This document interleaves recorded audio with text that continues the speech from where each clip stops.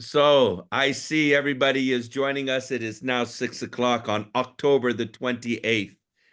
And I cannot begin to express how proud I am of this moment to welcome one of the great living legends of conducting, Gábor Takács-Nagy, who I can share with all of you has generously given his time for us tonight to go over one of the great masterpieces of symphonic repertoire, a piece not only very dear to his heart, but of course, from his own countryman, Béla Bartók, the Concerto for Orchestra.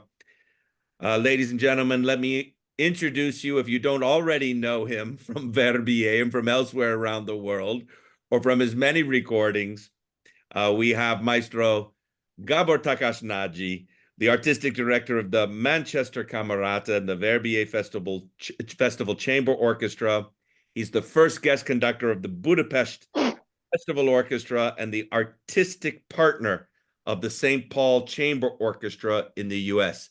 For all of you, I please ask that you put your videos on and your microphones on mute, and we allow Maestro to have the podium to share with us his wisdom and his experience in this extremely important repertoire. Maestro, thank you so much for joining us.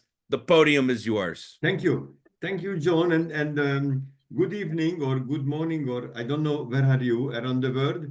For everybody, I am very happy to talk to you about Béla Bartók's Concerto. But before I will go through a little bit the score, some of my thoughts about what's happening. I'd like to give a brief story about behind this piece. He was, I'm sure you know it, he composed this piece in the United States in Saranac Lake in 1943, August till October. But before 4 years, he did not compose a single note. Nothing remained after Béla Bartók since 1939, August in Zahnen, just in Switzerland. He composed his sixth string quartet and his Divertimento for string orchestra. This was only 2 weeks before Germany attacked Poland on the September 1st and the Second World War started. So Bartók was in Switzerland, and I'm telling you a resume what happened in the next 4 years, why he did not compose anything. So he went back to Budapest on the 39 August. The war broke out, and he had a lot of folk music works with Romanian and Hungarian and Slovakian folk songs. He wanted to write down the text and everything in Budapest, but suddenly his mother died, I think in November or December, and this totally silenced Bartók. He could not do anything. He got in a depression. And 1940, in the beginning, he went with Joseph Szigeti to a United States, US tour as a pianist. And now we know that this was the time when he organized his exile in New York. We know it now because the war started and he did not want to be in Europe near to Germany. Plus his mother died. So he did not have anything to keep him to Hungary. So in 1940 October, he gave his famous farewell concert in Budapest Music Academy, Liszt Academy, with his wife, and through Geneva and Lisbon with a boat, he went to New York. Arrived to New York in beginning of November 1940. And already started very badly the whole experience because their luggages, at least 12 big luggage, did not arrive at all. They hardly had any clothes. And 1 week later in the New York radio, they had a concert with his wife, the sonata for 2 pianos and percussions. They played a live concert, but the percussionists were not prepared at all. It was not a very good performances. And he refused to play solo recitals. He only played with his wives two pianos recitals or four hands recitals, but it was not a success at all. He wrote in 1941 to Zoltán Kodály, to his friend, to his dear friend, I think American orchestras are boycotting me. Nobody puts any of my pieces to play. With my wife, our concert tours are not successful. We have serious financial problems. But of course, we cannot go back to Europe where the war is on.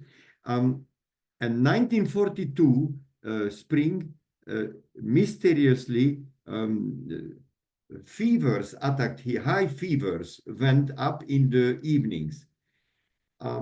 Just 5 more minutes and I get into the piece, to the concerto.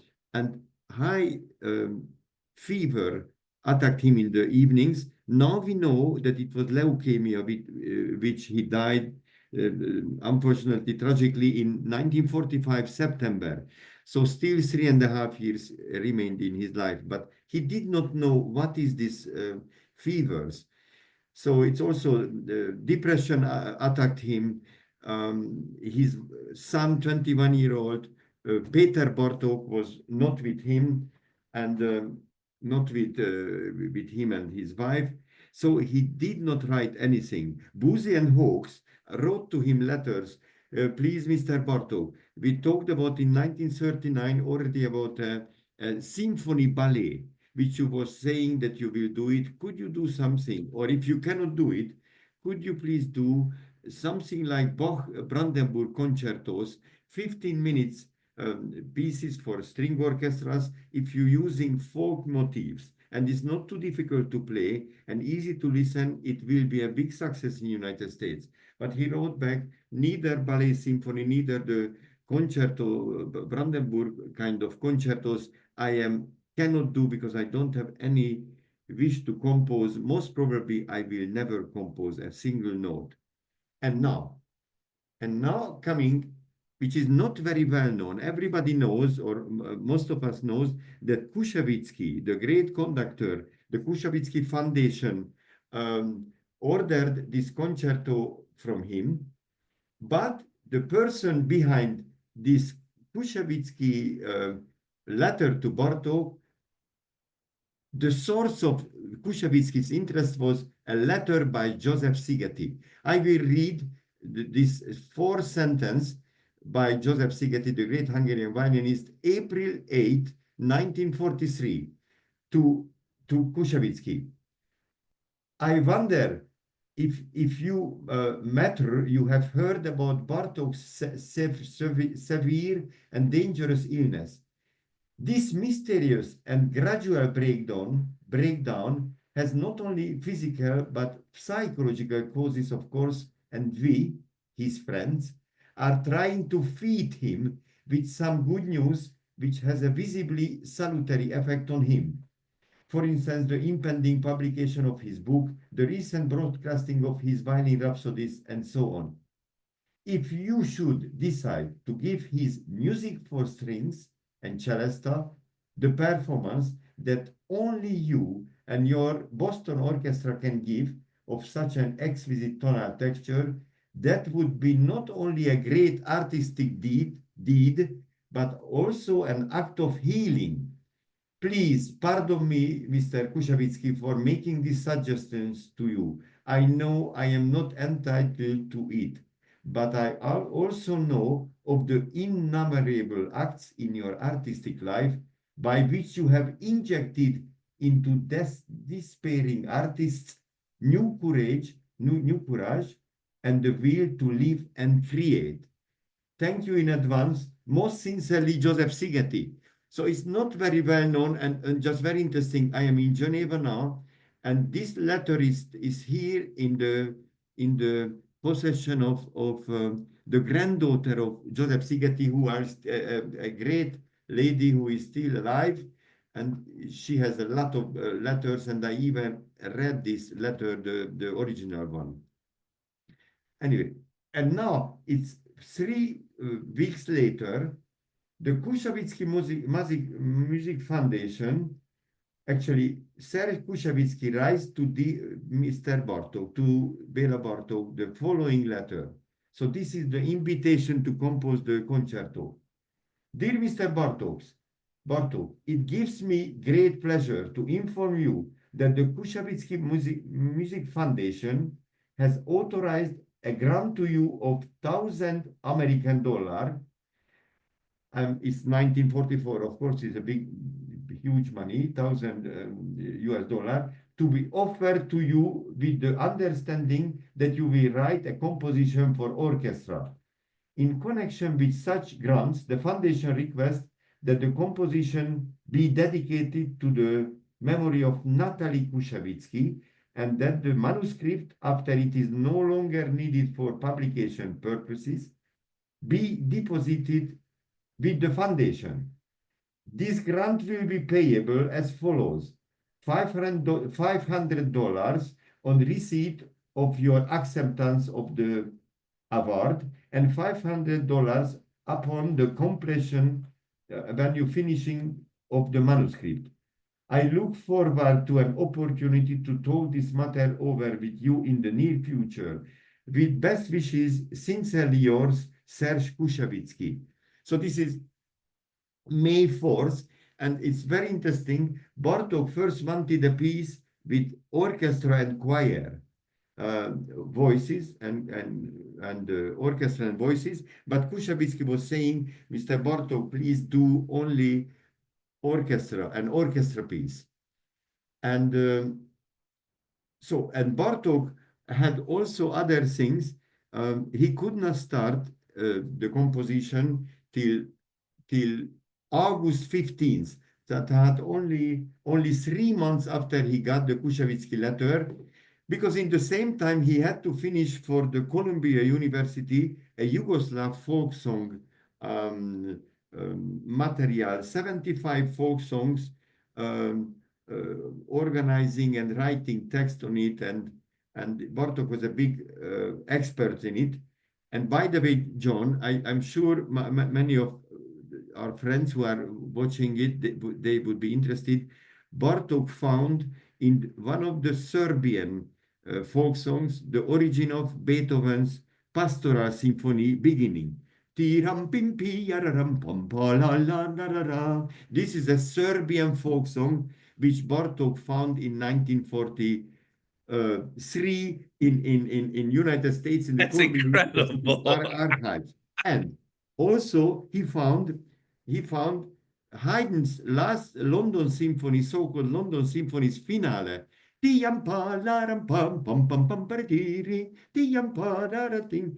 was a Croatian folk song. So it's just very interesting, this.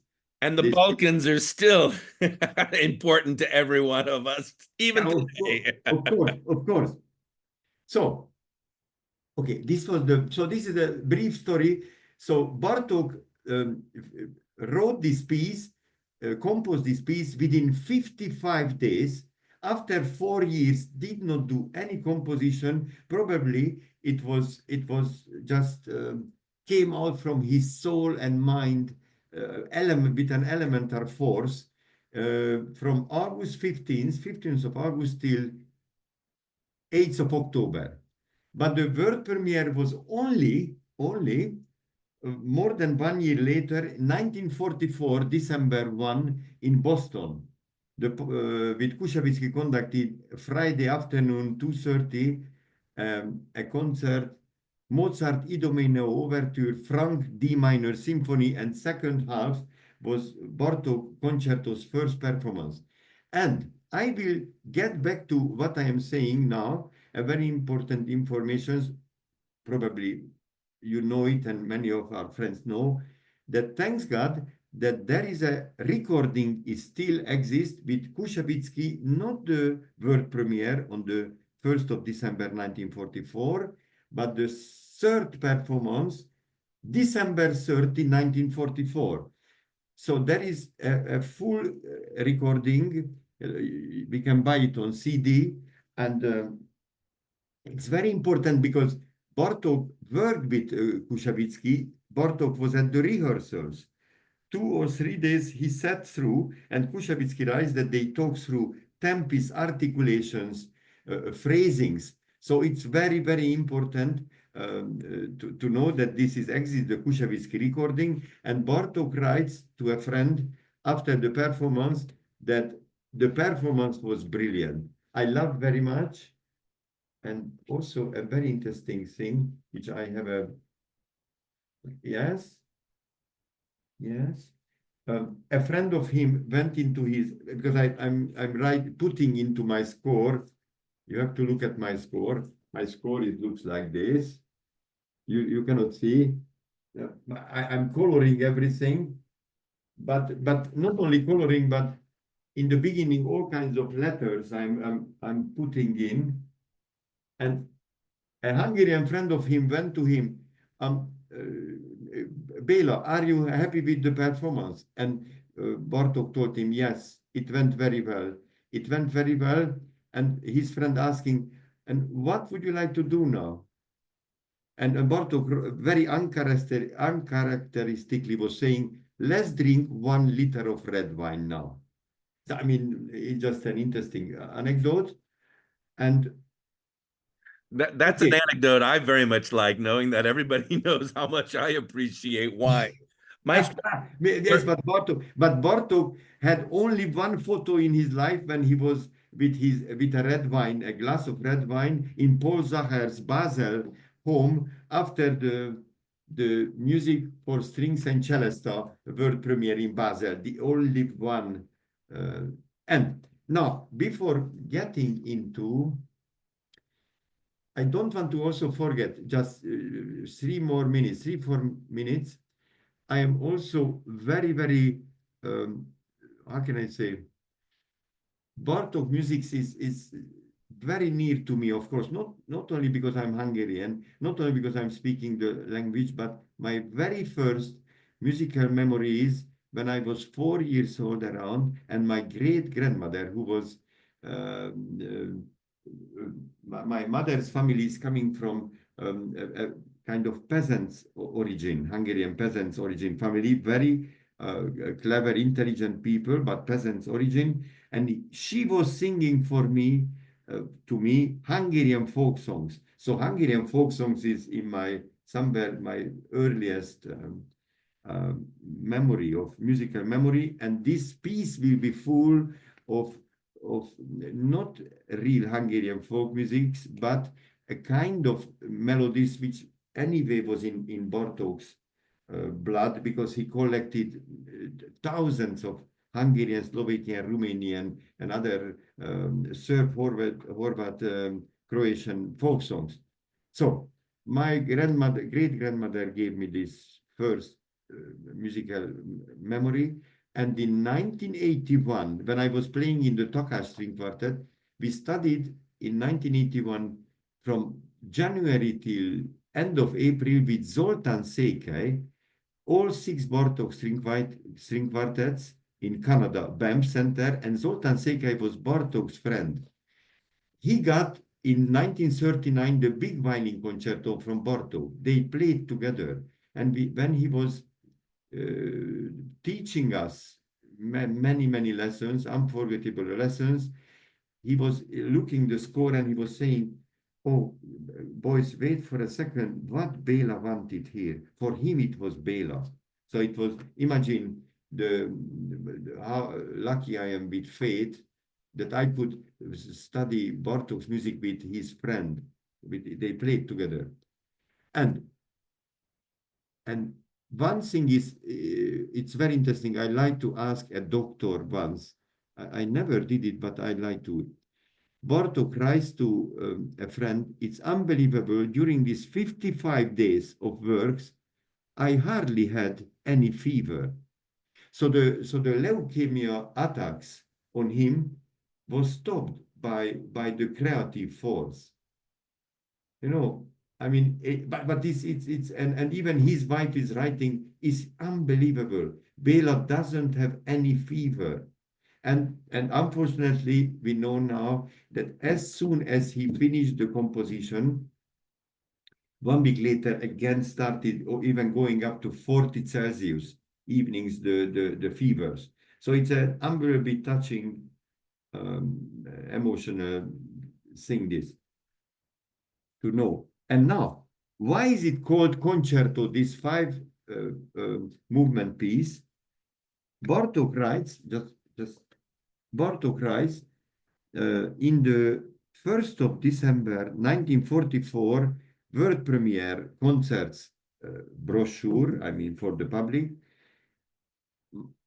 my symphony-like, orchestra-like work treats the single instrument or instrument group rather in a concertante or soloistic manner. This feature explains the title of my piece, Concerto. So that's why he chosen this. And also, it's very, very interesting. Also in the same book, he writes, the general mood of the work represents, brackets, apart from the jesting second movement, a gradual transition from the sternness of the first movement and the lugubrious death song of the third to the life assertion of the last movement.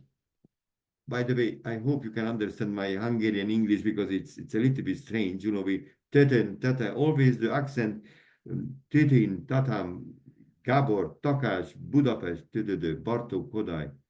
It's you can understand my English. It's okay. We understand you perfectly, Maestro. Okay. Thank you. It will help us also understand the music. Yes. Yes. So now, okay. I start to look at the score. And now, very interesting thing. Of course, we know that Bartók was meticulously writing metronome marks, and even many pieces he writes from this bar till the 50th bar has to be 38 seconds. Some even in Bartók fifth quartets, even 24.5 seconds. So crazy precision and all the tempo marks. But in the same time, Zoltán Székely, whom we worked, was saying Bartók told him that these tempo marks and the seconds which is written in the score, it's not totally obligatory. It's only helping people not to do totally away from his tempo. So it gives a kind of structure, but he knew that nobody is a machine who can get exactly this or this tempo.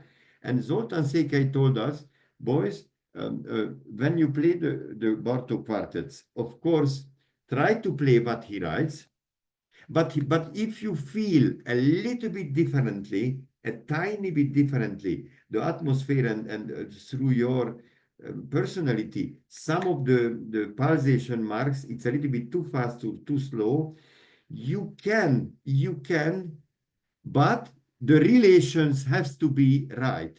If you do there a little bit slower or faster, the next one also has to be adjusting to it. And also, I was, and about these tempo marks also, I was lucky in life, I knew Yehudi Menuhin. And he was saying, he was very proud that when he played for Bartók, the first, Bartók's first sonata for violin and piano in Bartók's apartment in New York, Bartók did not stop him at all, and at the end of the performance, Bartók told him, Mr. Menuhin, I never thought that a composer can hear so great way his own piece in his own life. And Menuhin was even more proud. A letter which later they published, Bartók wrote to a friend next day, yesterday Yehudi Menuhin played for me with his pianist my first violin piano sonata. And I just realized whilst he was playing that if a real great artist playing your piece, brackets, Yehudi Menuhin, without doubt, is a great artist. So if a great artist playing your piece, the best if the composer not interfering and let them to recreate their own piece. So, no, but it doesn't mean that we're not reading everything in a score, but there are some interpretation freedom also, of course. And just a quick story. Once when we played a Kurtak, you know, George Kurtak, the composer, was our chamber music teacher in the music academy in the 1970s of the Takács Quartet. And once we played his piece, it wasn't the first performance, but the second, I think. I think the Officium Breve. We played these 15 movements, and Kurtak was working with us with unbelievable intensity, 3 weeks, every day, 2-3 hours. But 3 days before the concert, he told us, boys, forget everything which I told you. I hope this is in your blood, the spirituality and everything. And now you go on the stage and you are the co-composer. So through your creativity and soul, please recreate the piece. You can do things. You can do things which are not in the score. So whilst I will say things, of course, it's one of the greatest composers who ever lived, and it's like a Bible, everything but he writes. But I think, but when you are on the stage, you can be free. Somewhere the improvisative side also has to be in us, because the instincts are much stronger than the intellect. And Bartók writes to Joseph Szigeti also, dear Joseph, I realized that the greatest artists like you, Casals, Corto, I remember the names, Fritz Kreisler, Dochnányi, plays how the folk musicians are playing. You're not showing what you practiced at home, but you let the moment inspiring you, the moment. So what I mean about this. Be starting, okay, introduzione, first movement. It starts with I don't have absolute pitch, sorry, I do not hear C sharp, where is the C sharp, but it's no problem. But it's a kind of Hungarian folk melodies type of things going up the quart steps and after going down. There has a pentatonian taste also in it. So it's a Hungarian folk music memory. Maybe he remembers his country because he is not there since 4 years. It's already a kind of homesickness. But also this, it's written 73 till 64 in the Boozy and Hawks. And if I remember, also Kouusevitsky starts 60 or 63. I'm just saying that it's very calm, but should not be for my taste. Of course, everything my humble, modest taste, what I'm saying. But when I'm conducting this, a little bit singing inside of me, so it should not be totally metronomical. Doesn't mean rubato, but a little bit away from the metronome. And when it's arriving the pianissimos in the suddenly the strings, it's a kind of memory of Bluebeard Castle, the Lake of Tears. It's again some mysterious things, and I'm always asking the string players, please do not hear yourself. If anybody hears himself or herself is too loud, and go to the sul tasto, not too much hair, and just shivering. It's just shivering. So after it's coming at bar 30, coming the flute.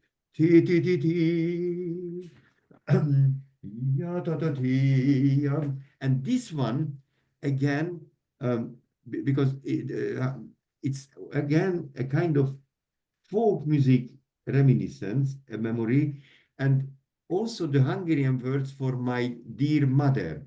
Édesanyám, édesapám, tia-larari, tia-da-da, tia-larari, da-da-da. So there is a kind of talking, singing, but without metronome behind you, but not rubato neither, but a kind of freedom. By the way, I forgot to say, if somebody is interested about this kind of very special timing, freedom, timing of speaking and singing in Hungarian folk songs or playing, should listen in Hungaroton, the Hungarian compact disc or recording company brought out Bartók at the piano. If I am right, it's 5 or 6 compact discs now, and he was a phenomenal player. And also, when he plays his own pieces, you can hear this miniature timing, phenomenal things, which I try to talk about my strange way, which I sometimes not finding words for it. And when the trumpets coming in pianissimo, again, not ta ta ta ta, ya ta ta ta, but ya ta ti ti, ya ta ti ti, that ti ti ti ti, the Chopin, the Chopin, ti ti ti ti. But speaking. 51 comes suddenly, the music starts to cry. It's accumulated a lot of tension before this kind of pianissimo piano playing. Yes, and in the viola and cello and double bass is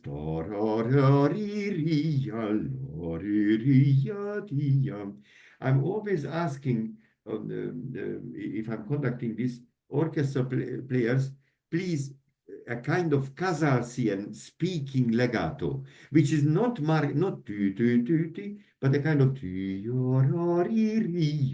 not passive legato. So fortissimo left hand, putting down the fingers, but like speaking with each note.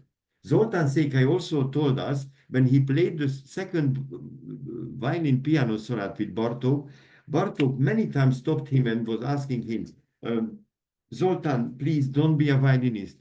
Can you be a peasant singer who is not only singing but telling the text? So this kind of speaking legato and speaking, talking things is very important in Bartók's pieces. And when he's coming, letters, bar number 76, Allegro vivace. You can see in the Boozian Hoax that in the edition that 77th bar, there is a point on the C, on the 2 violins. And there is a famous letter from 1930, I think I'm right, but maybe I'm not, but around 1935 or 1936, Bartók writes to Rudolf Kóusz, who was the fantastic Kóusz quartet's leader. They gave the world premiere, I think in New York or Washington, the Bartók 5th string quartet, and he writes Bartók to Kóusz, Mr. Kóusz, I do not like short notes. If I want short notes, I'm putting a point. So, which means if he not writing points, it's most probably on the strings. But I will get back to it again later. But again, it should not be a total rule. It's nothing is rule in art, or a kind of, is not an army discipline, army-like discipline interpreting a piece. But so the point is really a point. And very interesting, at 95, before 95 starts, Before starts, Bartók writes only 2/8 a bar, which is only 2/8 notes length. Sometimes there are some famous recordings and great conductors and orchestras where this break is bigger than 2/8 notes. I have to say, I'm also sometimes tried bigger, but I felt guilty because Bartók clearly not writing more weighting here than only 2/8 notes length. And 110 is coming, tim pa pam ti yam pam pam tim. Immediately I am talking against myself because Bartók doesn't write any points or showing any articulation specialties. But for me, 110 is yam pa pim ti yam pam pam tim, a little bit dancing bow. After the singing, which was before and after, I think this is a kind of, there are 6 bars, which is a dancing island, 6 bar. Yes, yes, yes. Ah, and not very interesting. At 134, bar 134, when the first trombone comes in, you can see, I will show to my friends and to you, John, that you see this kind of, can you see this mark? This is the accent mark. You know, in 134, above the first trombone, you can see this mark. Yes? Can you see? But yes, we all see it in the edition. Yeah, of course you see. And I found in the Budapest Bartók archives a very interesting Bartók letter, which he writes to a friend. I have a hierarchy between my accents. The biggest for me is SF, sforzato. Bartók writes, so sforzato is the biggest. Second is this one, which you can see above the trombone, this. The third biggest, this one. John, can you see this one? Yes, of course. And even the tenuto mark, it's not an accent, but the tenuto is not just playing longer, but a kind of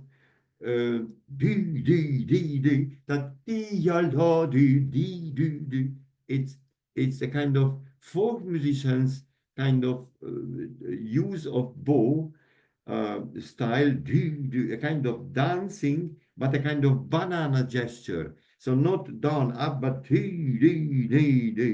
this kind of things. This is the fourth kind of accents. One more thing.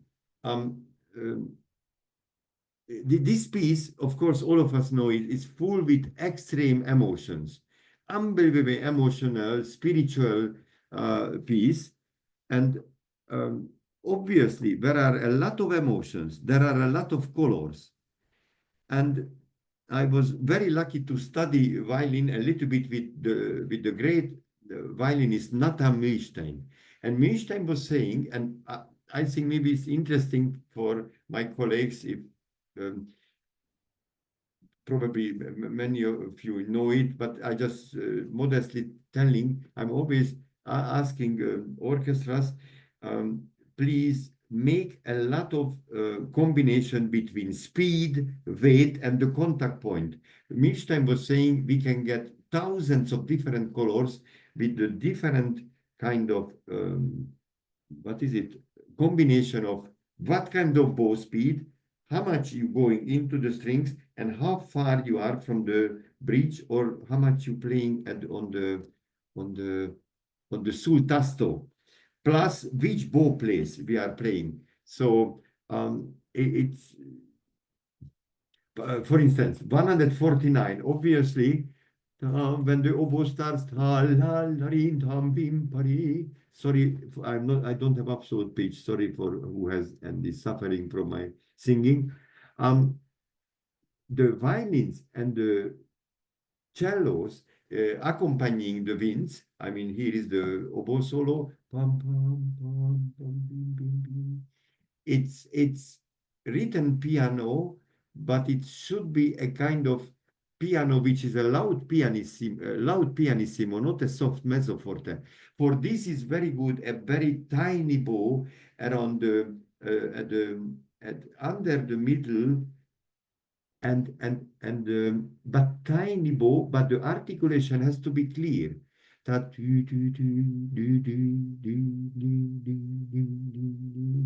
So yes, it's very important.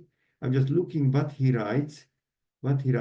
This 192, if I'm very honest, it's unbelievably difficult to do. Punta de arco, and in the same time, points are there.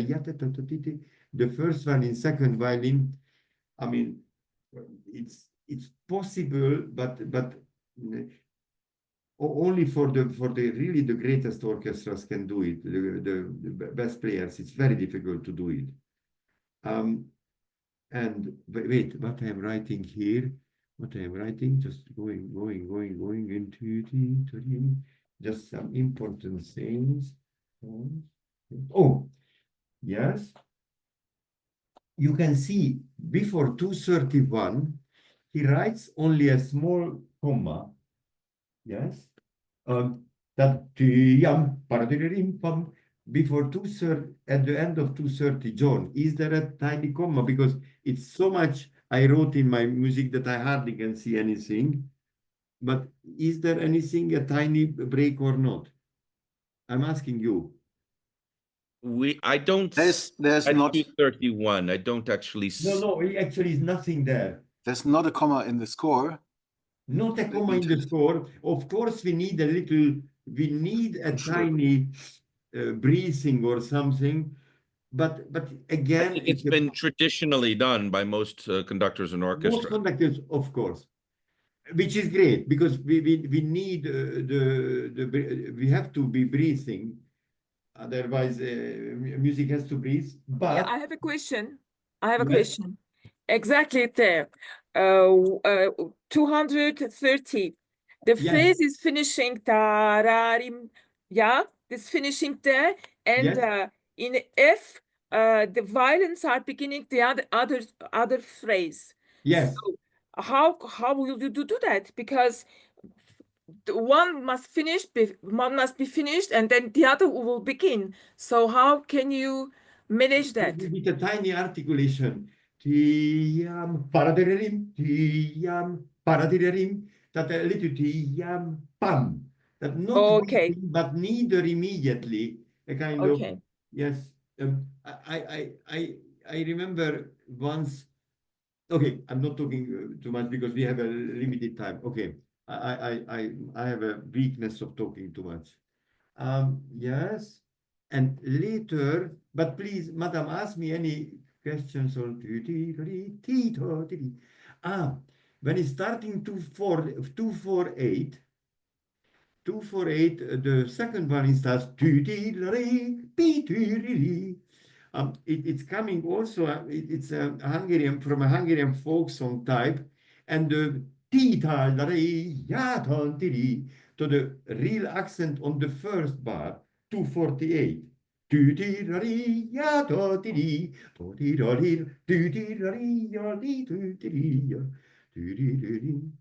Yes, and writes Ben Marcato. Oh, yes, now is a little comma before 272. Can you see at the end of 271 is and before the Dolce. Yes, we all have that comma before 272. And this is an interesting thing because many conductors and it's even great. They waiting a lot because which is it's very musical, is great. But very interesting, Kouusevitsky in his recording, hardly waiting anything, just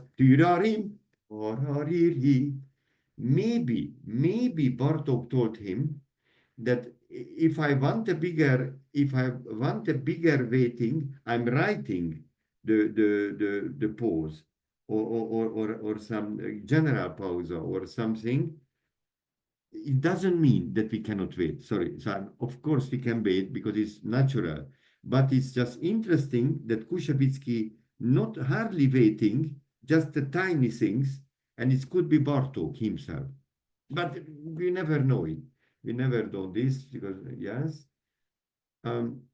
Also, Bartók is like Beethoven and also the other great composers, very clear with dynamic marks, difference between piano and pianissimo or forte and fortissimo, and also clearly writes dolce or espressivo. So dolce should not be ever really too expressive. Dolce is an inside smile, espressivo talks for outside, but Zoltán Székely told us, boys, whilst you totally respecting the great genius request for the decibel differences, you have to know that Bartók was much more interested about colors than decibels.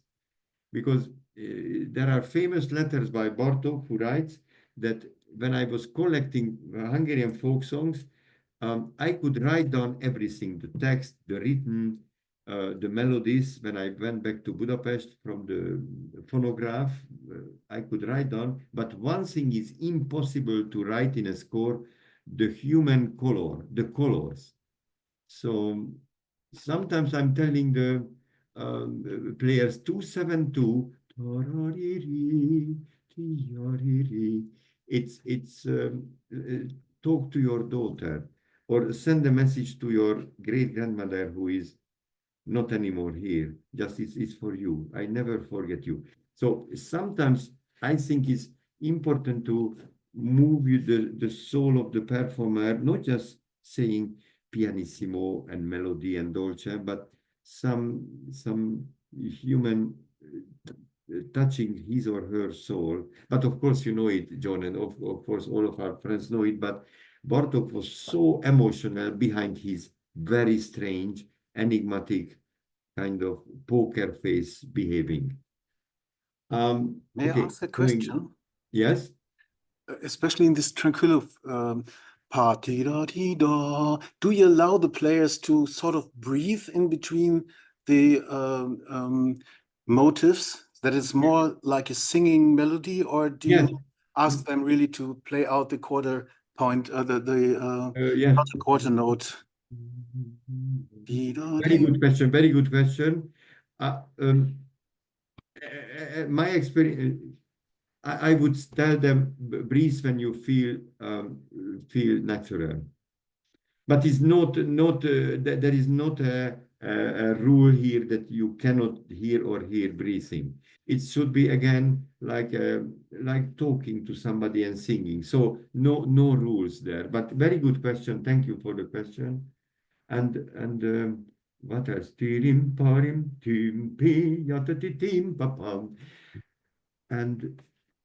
And when it's very, very important at 342, when it's yum, when the three stroke harmonies, in three bars, yum, pam, playing the strings. It's very important playing from the string and with a kind of banana stroke, not a kind of pam, not down, not a bowing down bow, but a pam, a little bit lifting to connect more to the sky than to the earth at the end of the gesture, because with this the wooden boxes will resonate. Pam, pam, pam. With this kind of technique, the harmonies are connecting. So this is it's coming from my violinistic past.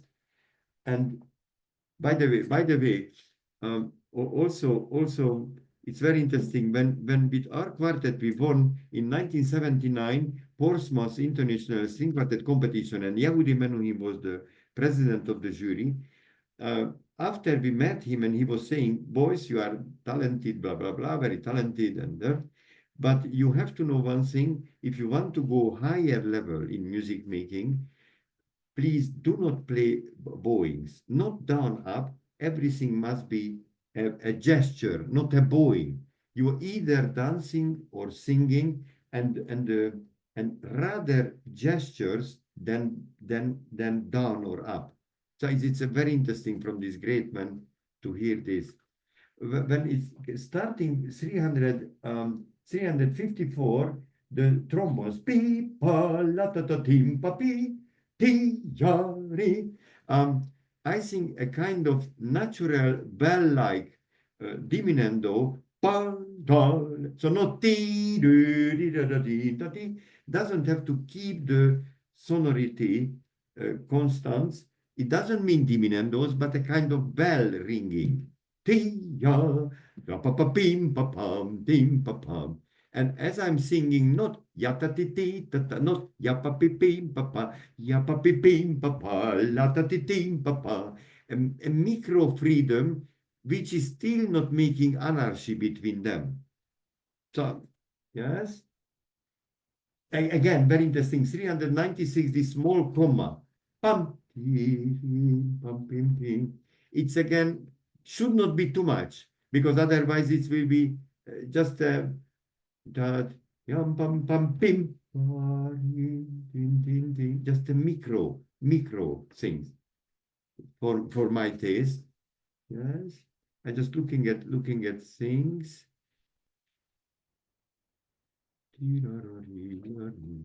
Yes.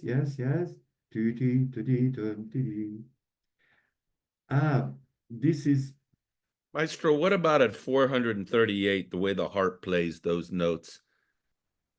438, yes. 438. Do you recommend that the harp use a certain pick or coin or something metallic? Yes. Because Bartók was even there is a photo in thank you, John, for the question. There is a famous photo was taken in Budapest. He's showing in 1930s to a harpist with a kind of metal stick how to do it. So if written there, if possible, metal stick, if possible, because a little bit the clarity and so not a kind of background music, but a kind of little bit provocative clarity of each notes. I think, if possible, metal sticks. Yes. I think so. And the coda starts. Yes.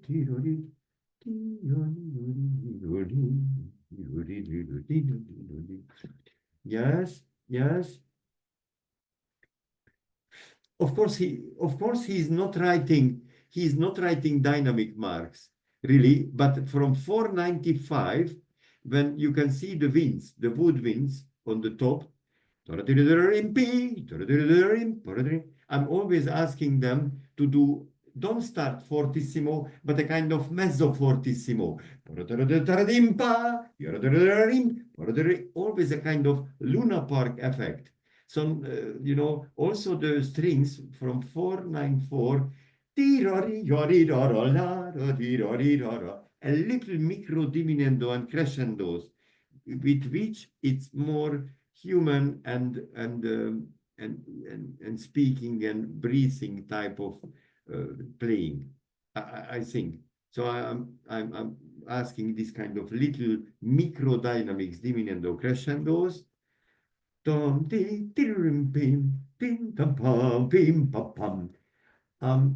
Yes, it's finishing very optimistically, energetically, kind of the homesickness and some sadness which is in the movement. At the end, Bartók is still somewhere finishing on a very positive way, this movement. The second movement, very interesting. It's written originally in the Boozy and Hawkes edition, 74 only, Allegretto scherzando 74, but Sir George Scholti found it later. It's a long story, but he was the one who contacted Benjamin Suchov and other Bartók experts, saying that this 74 is a mistake. It has to be 94. And it's not Allegretto scherzando, but how is written in the world premiere booklet Allegro scherzando. So it's 94 written, but I think for me around 90 would be a kind of fresh tempo. Around 90 ding pa pa pam pa pa pam pam ding wait pa pa pam pa pa pim pam pa pam pim pa pa pam pam. It gives a flow, a freshness, but in the same time a kind of serenity and humor also, not a neurotic running. So I think 90 would be fine. And again, you can see accents differences. If you see, if you see bar, wait a second, 1, 2, 3, 4, 5, 6, 7, 8, 15, 16th bar on the bassus, you can see this kind of accent mark, but later from the 20th, 21 is not the same type of accents. So it's smaller and again bigger. You can see it, yes. So accent differences, but the whole movement should be very playfully played. And even, very strange what I'm saying, nobody should misunderstand. I'm not asking players any rubato or ritenuto or accerendo, but I'm asking a little bit, imagine that you drank 1 or 2 glasses of wine and you are not drunk, but not tipsy, but almost so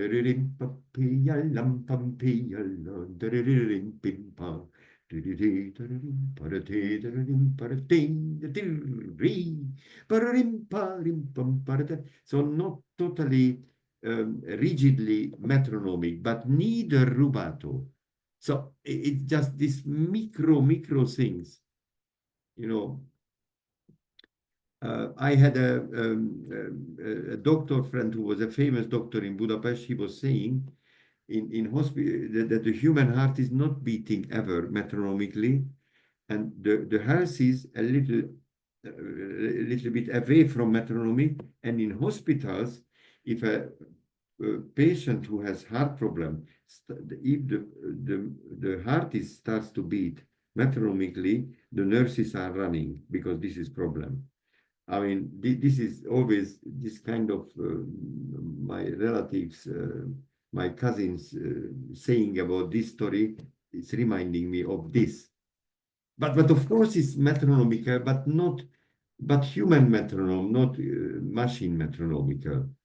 Hungarian Tokai metronome. Tokai metronome, yes, a little Tokai. So the metronome tasted a little bit the Tokai before we used it. Yes, and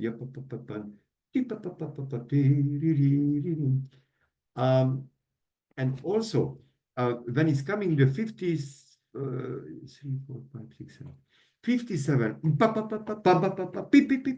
in the lower instruments, viola and the bass, you know, in 40 decibels, these things coming, and suddenly 60th bar coming. The 2 flutes are coming in. I'm asking, this is a kind of dolce, a totally different, a kind of Beethovenian, the tiger followed by a bombi. So the tiger,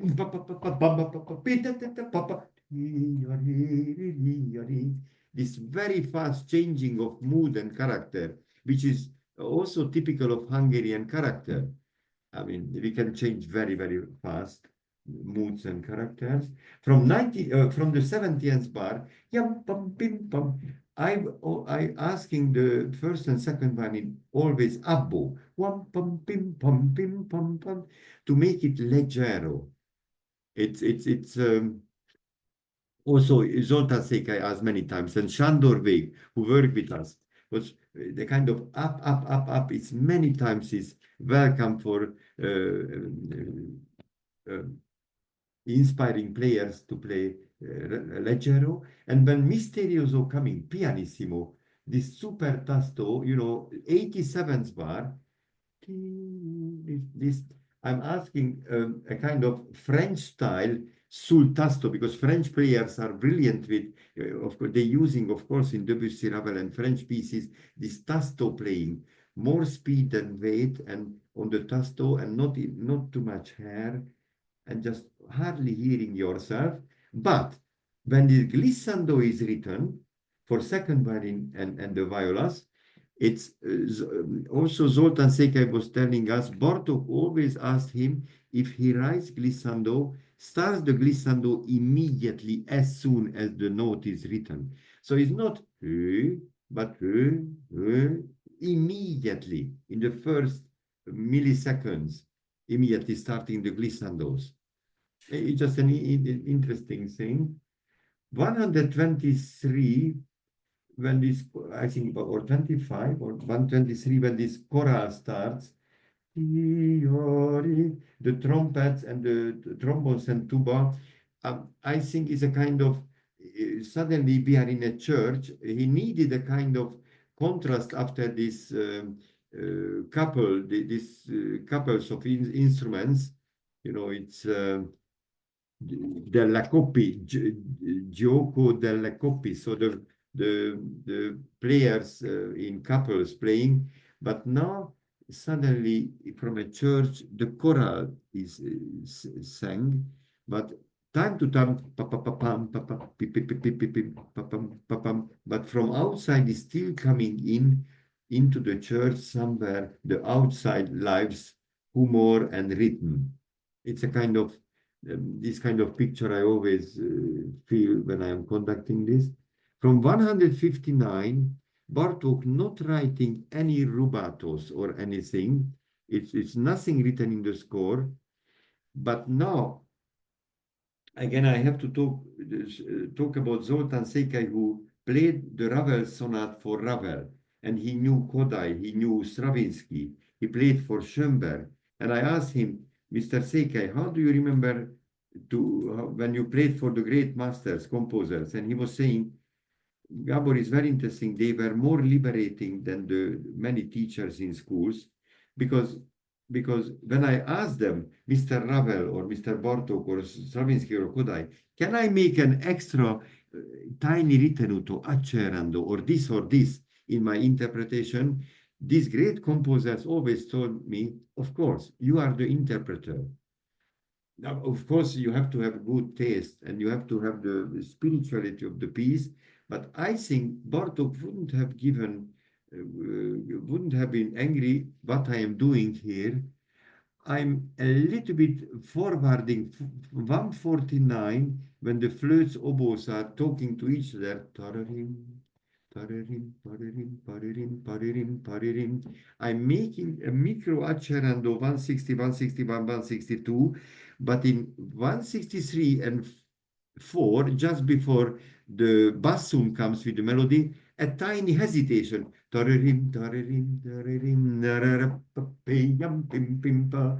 with this, we can start a little bit again with the tokai in the metronome. So not starting totally metronomically, but a kind of kicsit ázottan. Bartók using in his piano pieces, kicsit ázottan means a little bit tipsy.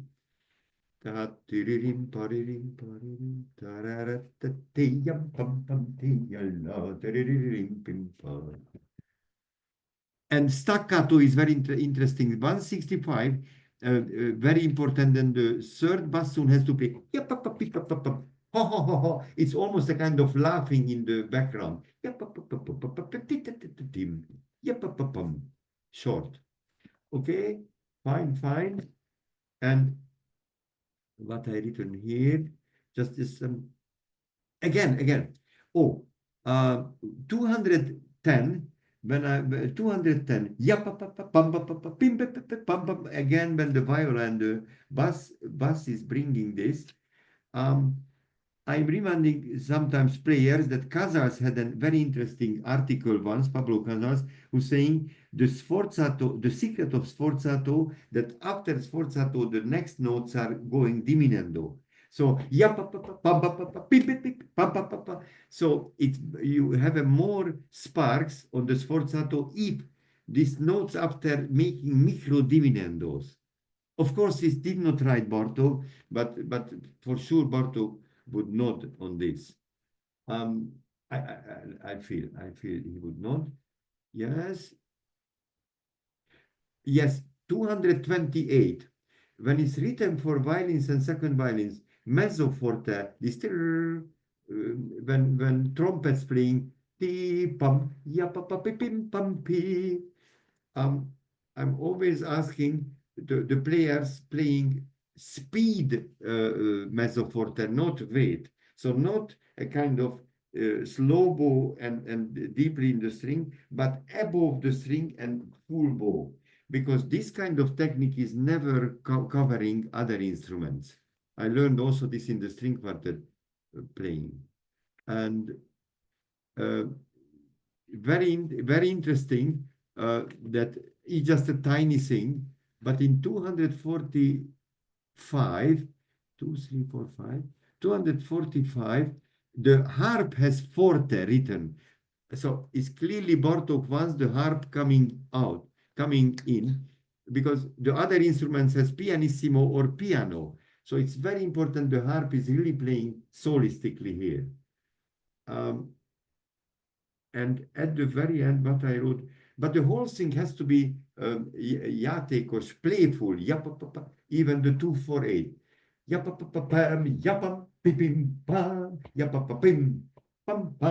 So kind of playfulness in it. We need the playfulness because now it's coming the third movement, which is a crying movement, which is the heart of the piece. Maestro, before you get to the heart of the piece, yes, you talk about this playful movement. It seems that there's a lot of extremities that Bartók is asking for in the score, and now we come to the heart of the piece, which is extremely emotional.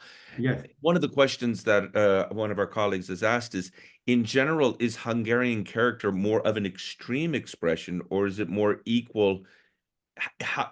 Is it correlated to the language as you've described it, or yes, is it more just on more of a musical level? No, we exaggerate. Yes, thank you for the question. In Hungary, the weather is not changing always abruptly. We don't have high mountains.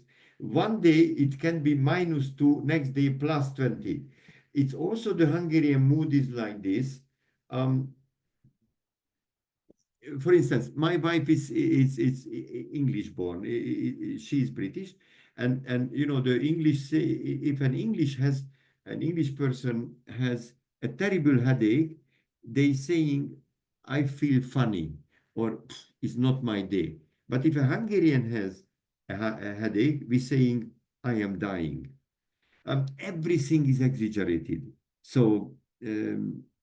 Maybe Bravo, you've answered the question. I answered the question, but so everything and also the Hungarian mood is we are complaining. Life is terrible. We're always losing every war. We are next to big nations, empires. Oh, we are hopeless, everything. But suddenly the Hungarian stands up. I will do. Still, I have fire. I'm not giving up. This is this kind of rebellious mood of Hungarian. So we have lots of extreme characteristics in our blood. Probably it's not easy to live with a Hungarian. But that's why we have so many great Hungarian musicians throughout our history. I don't know, but in our culture is exaggeration. It's really a theater. It's how can I say? Music making for me a kind of theater, has to be honest, but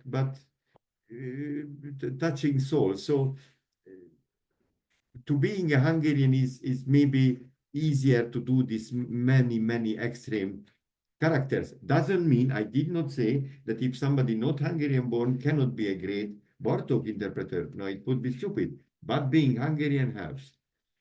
Also these kind of things. The second movement starts very softly. And we're in our third movement, yes? Pardon, elegia. Double bass starts in very softly piano, and the movement also and finishing pianissimo. When the piccolo goes away, pianissimo. And Bartók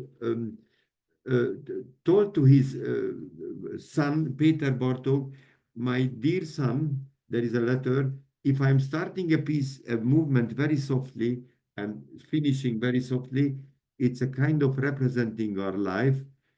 You know, Bartók was atheist, was not believing in upper forces or so not this way, but he was saying, if starting pianissimo, finishing pianissimo is representing we coming from nowhere and we going to nowhere. So it's our lives, and this piece, it's even he writes in his words that this is a death song. It's a kind of shirato. Shirato means crying next to a dead body. I mean, I'm sure you were shocked what I told you, but the shirato is in Hungarian folk music. It's when in the village somebody died, the family was asking old peasant women to go to the next to the body, and they were getting in a kind of ecstasy. They singing and even crying next to that person's body. And I think this 34, when it's coming, this yata-di-di, yata-di-di, this is a classical shirato, which is crying for his country and crying for also the world who is the don't forget 1943, in the middle of Second World War, millions of dying every day, awful tragedy. Bartók was following it. He was afraid for his own country, of course, for his relatives, but it's also a kind of crying for mankind also, but also for the lost country, lost homeland. And that's why what I'm saying is very important to start.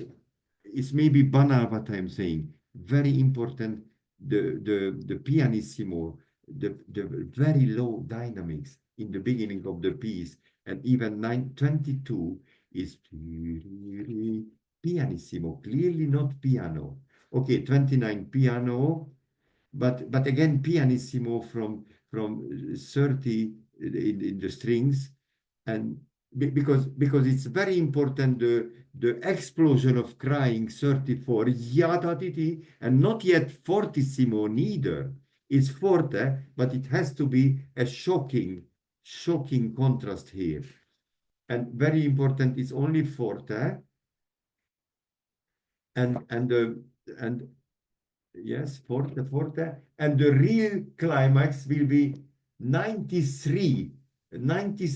So it's very important to acknowledge Beethoven, Bartók's for only forte, not fortissimo. Yes, and very interesting. 62. When is this melody? Oh, it's already 7:15.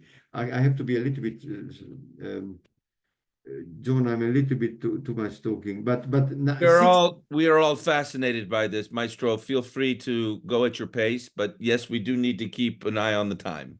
Okay. As you can. Give me 15 minutes. I will go 15, 20 minutes as you like. If people are delighted. No, but this is my weak points too much though.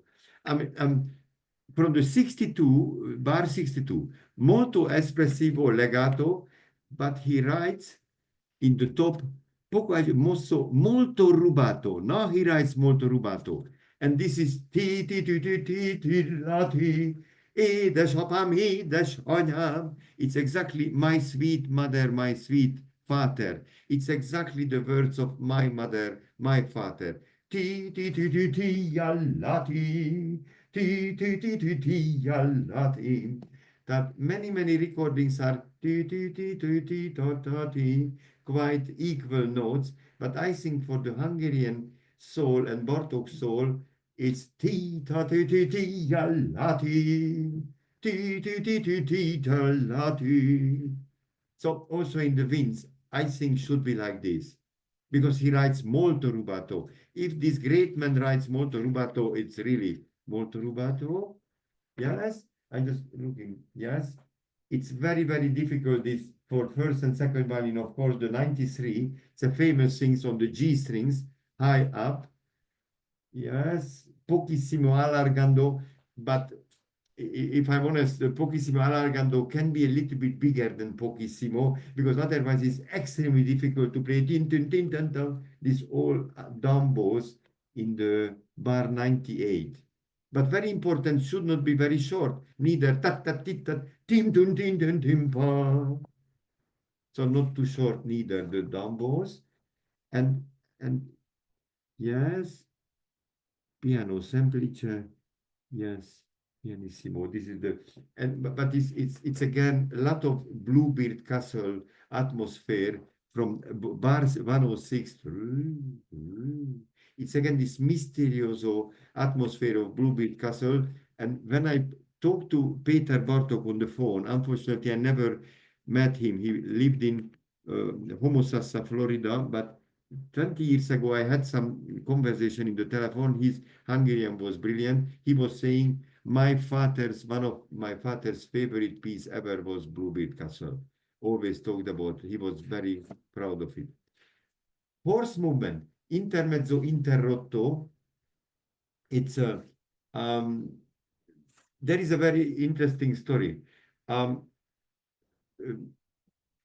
I met 20 years ago, just some years before he died, György Sándor, Bartók's last piano student, who was, by the way, the piano soloist in 1946 of the Bartók's third piano concerto's first performance. And Sándor György wrote in an article and also told me that Bartók told him that this movement is intermezzo interrotto. It actually a person who is giving a love declaration to his own country. This is a love declaration for the country, but suddenly soldiers, primitive soldiers coming, and they are blocking and stopping the love declaration, and they even breaking the instrument of the person who is giving a serenade for his lost country. So at bar 84, it should not be, I'm not saying it should be aggressive, but not at all, not at all, how can I say, cultivated sound. Can be a little bit onion smell, as Hungarian would say, also in the trombones. This is, of course, a very famous place. Maestro, would you just give a short demonstration, starting actually from 73, I believe? Yes. How you would get into the accelerando?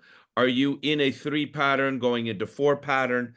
How would you do that? That's a big question that many people have in a master class and in rehearsals. Yes, yes. Till 74, 75 is still slow tempo. That 75 is pam pam yappa pam pam yappa pam pam pepe pam pim. So I'm conducting in 4 till the second bar of the accelerando. So 75, 6, 7, I am in 4, keeping pam papa, pim, papa, and the accelerando first bar is still pam pam yappa, and only in 2, only in the 78 bar, 78 in 2, and from still accelerando. That's the main place most people have problems with this movement. That's why it's always in conducting competitions and matches. Yes, I know. That I will show it at 75. Pam pim yappa pam pam yappa pam pam papa papa pam pa papa pim pa papa pam pa ta ta ta papa pam pa param pa pim pa bum pa. Bravo. Thank you, Maestro. No, but yes. And now it's very interesting. This love declaration to the country, it's actually coming from Zsigmond Vince, a Hungarian operette composer from I think in 1903, wrote the melody coming from him, and the text is, Hungary, you are beautiful. Hungary, you are very beautiful. Szép vagy, gyönyörű vagy Magyarország. Tehát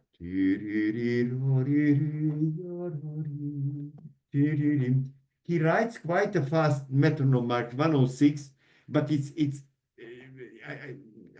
did not want to be too kitsch-like or sentimental. That's why he, I think, did not write too slow tempo.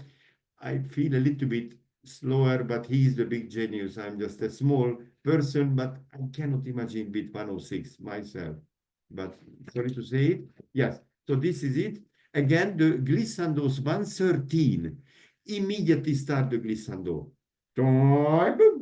So Bartók wants immediately all the glissando starts in. What else? What else here? No ritenuto at the end. But what else? Oh, and I've never conducting if there is a very good flautist, and I was always lucky and very good musician, from 140, when it's written quasi cadenza, not conducting him or her, just a little bit talking about Bartók's style, but just improvise on the stage. You do what you want. And anyway, and should not be played.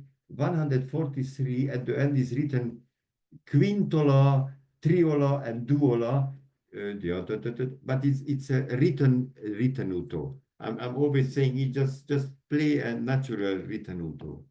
That's it.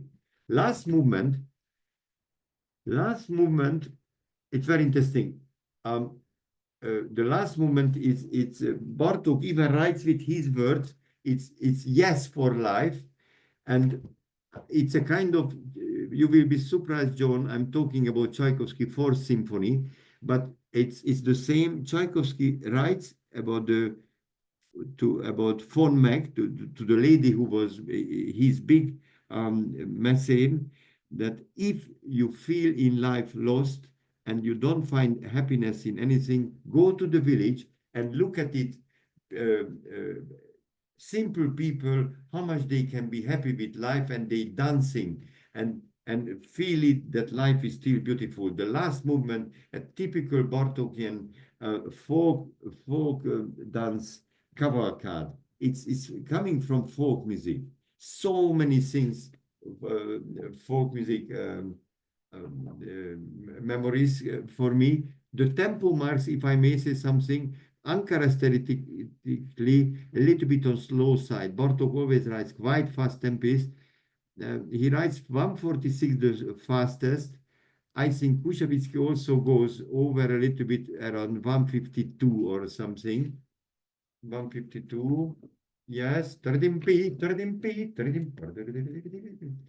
Very important feature, that even if it's very virtuose and very loud, should not be a kind of robust, aggressive type of playing, but a kind of energy is higher than the decibel kind of playing.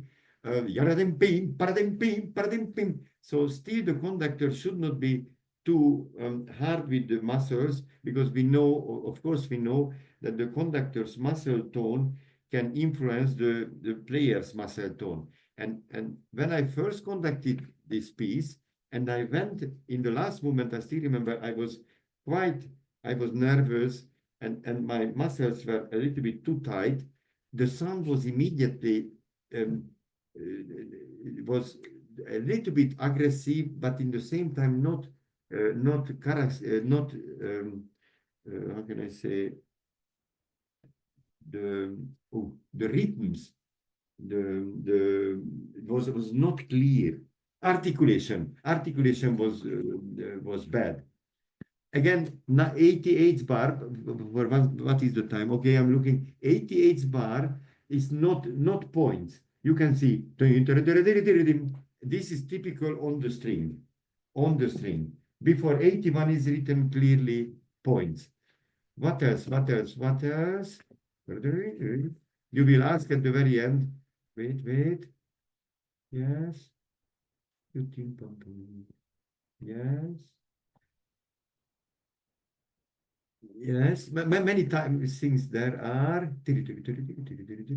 Yes, but it's brilliant, this thing. It's unbelievable, this piece. Fantastic piece.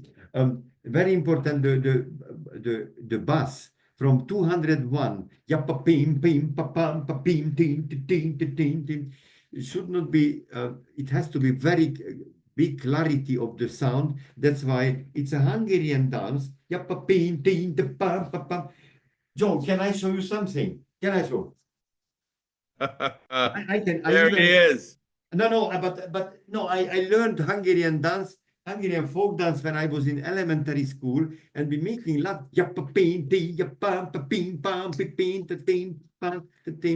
It's typical folk music dance. So it has to be with clarity. Clarity, yes, it's unbelievable. This piece, unbelievable. I try not to watch ever this conversation, because what I am saying is so much lower level the piece than the piece itself, you know. But wait. Yes. Yes. Yes.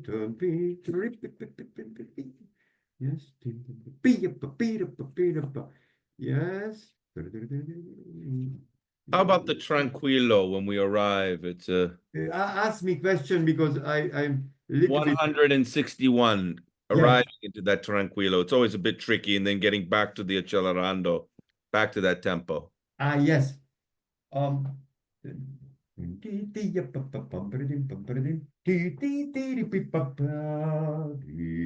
This is immediately slower tempo, and getting back un poco più mosso. Yes. Yes, un poco più mosso, 126. I'm doing a little poco più mosso. Poco rallentando, and accelerando should not start immediately for my taste. 188,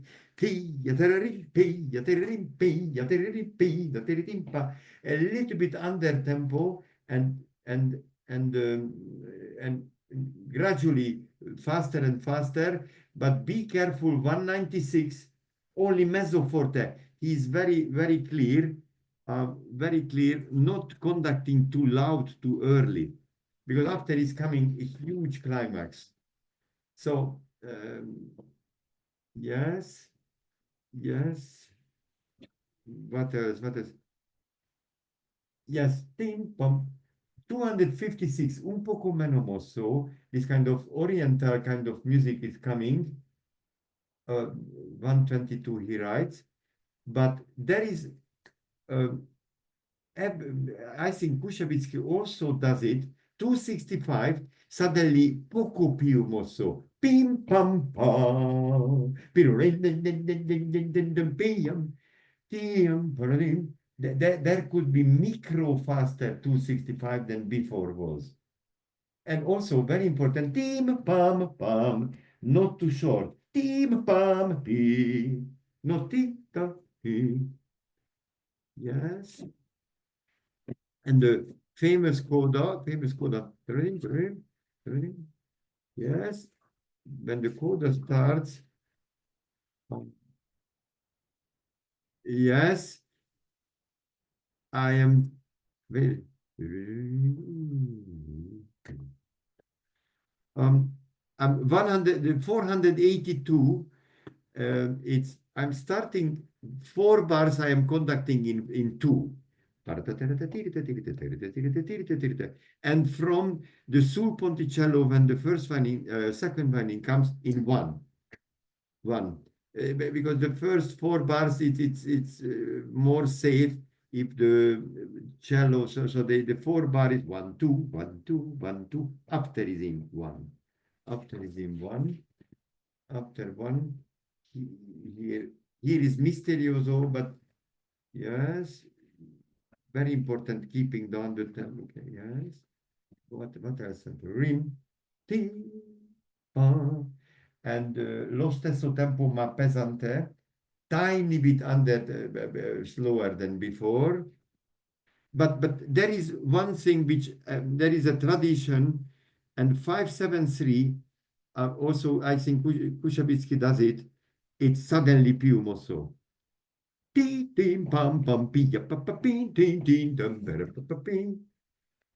Yes, and what I can tell to at that 573 that you just mentioned, are you in yes. two or are you in one with this Piumoso that Koussevitzky suggests? Yes. In one. In one. Okay.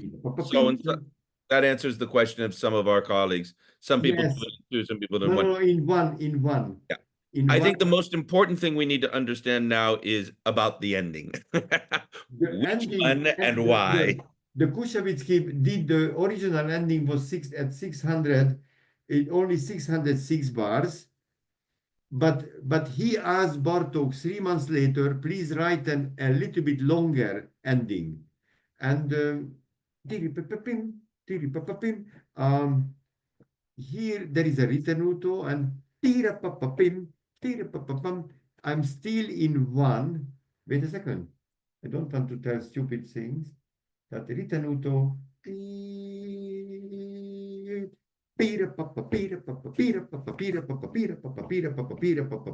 That I'm staying in one. You know, from always in one, even when it's 1, 2, 3, 4. Team,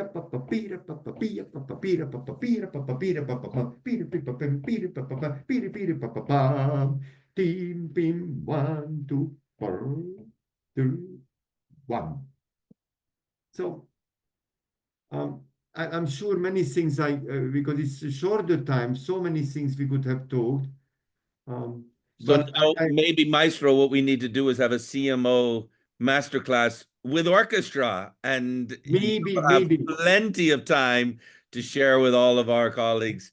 But I have to say something that I am so lucky that I was once in a string quartet. I could play the great Bartók quartets and Beethoven quartets, and now I can be on stage and conducting something like this. I think this piece is one of the greatest 20th century piece. I mean, I'm so proud that I am Hungarian and he was Hungarian.